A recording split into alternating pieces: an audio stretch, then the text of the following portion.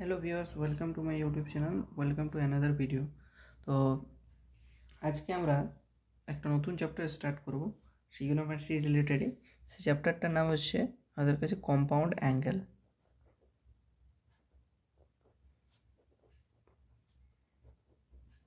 এটা আমাদের higher trigonometry, ঠিক আছে।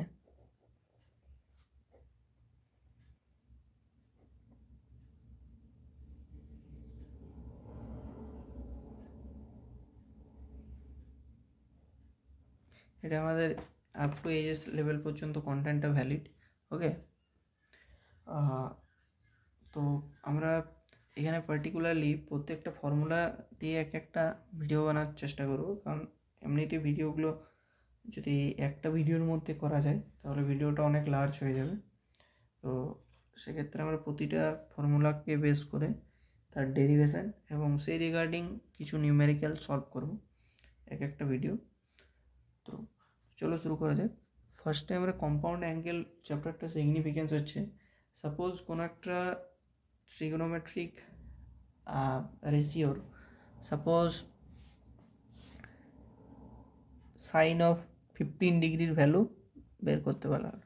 এর আগে আমরা যে চ্যাপ্টারটা করেছিলাম যে কোনো অ্যাঙ্গেলের ক্ষেত্রে মানে ট্রিগোনোমেট্রিক রেশিও যে কোনো অ্যাঙ্গেলের ক্ষেত্রে ভ্যালু ডিফাইন করবো, তো সেখান থেকে আমরা কিন্তু সাইন অফ 15 ডিগ্রির ভ্যালু ক্যালকুলেট করতে পারবো না, বা সাইন অফ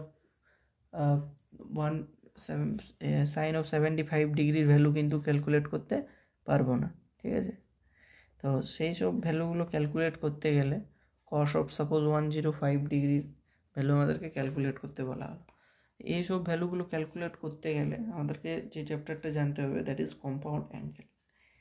তো সব থেকে প্রথমে আমরা এই চ্যাপ্টারে যে ফর্মুলাগুলো জানবো, তার মধ্যে ফার্স্ট যে ফর্মুলা হচ্ছে that is sine of A plus B formula.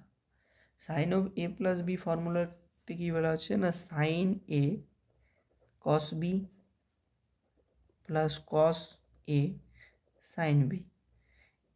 ওকে, তো চলো এটা ডেরিভেশনটা দেখে নেওয়া যাক।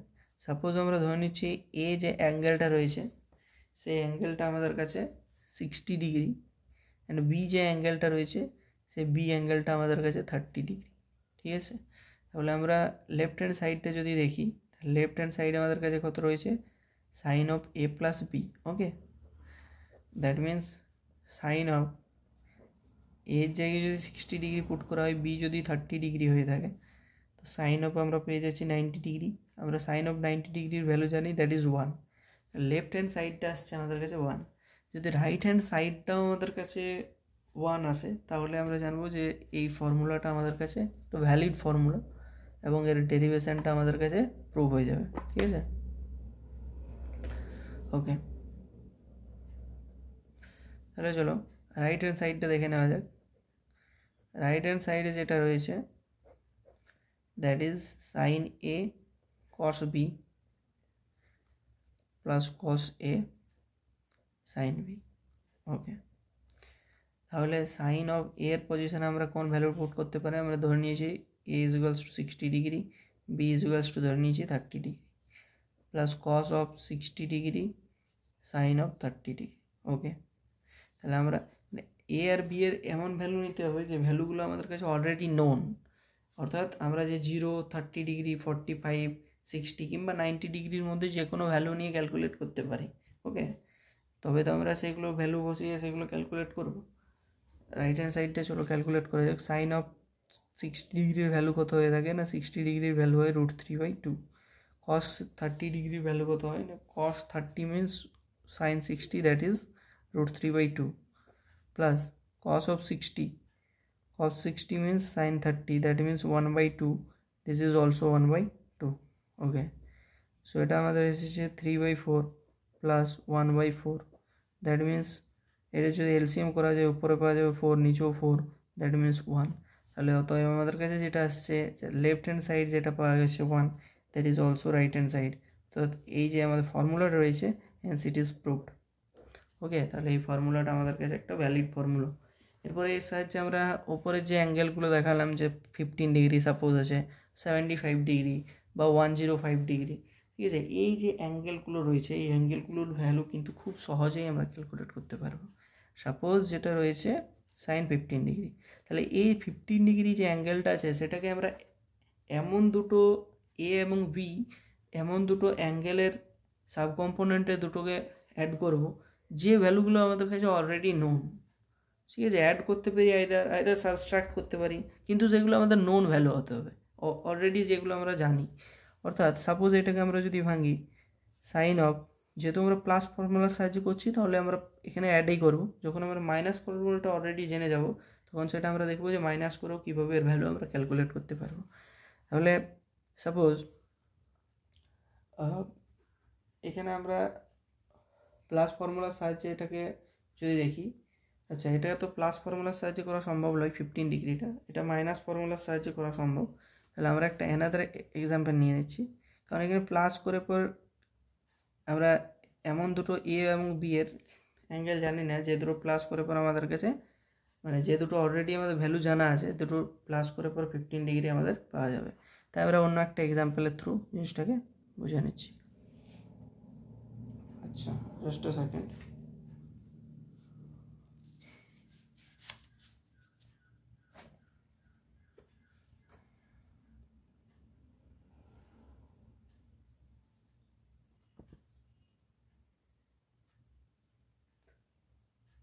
আচ্ছা উপরে যে এক্সাম্পলটা নেওয়া হয়েছে সাইন অফ, যেটা আমরা উপরের ডেরিভেশনটা দেখালাম সেটাও একটা এক্সাম্পল হিসেবে রিগার্ড করা যেতে পারে যে এর পজিশনে সাপোজ 60 ডিগ্রি, বি এর পজিশনে 30 ডিগ্রি, ঠিক আছে, 90 ডিগ্রি ভ্যালু পাওয়া গেল।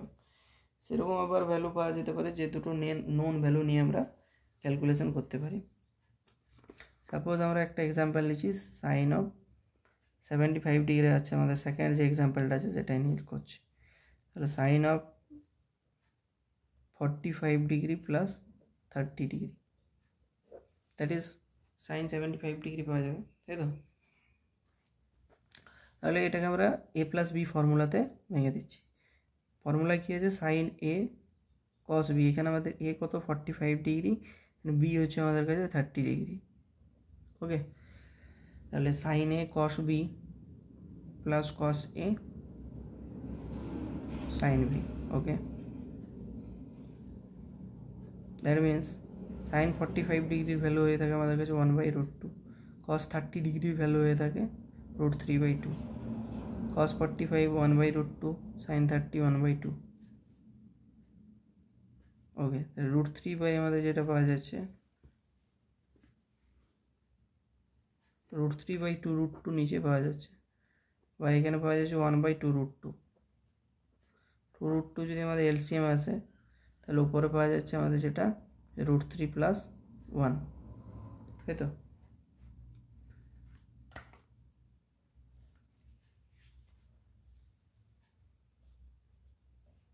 আচ্ছা, তাহলে এই ভ্যালুটাই আমাদের পাওয়া যাচ্ছে সাইন অফ 75 ডিগ্রির ভ্যালু।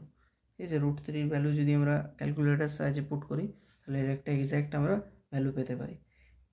ঠিক আছে, তাহলে I hope you guys can practically relate this and understand this basic formula.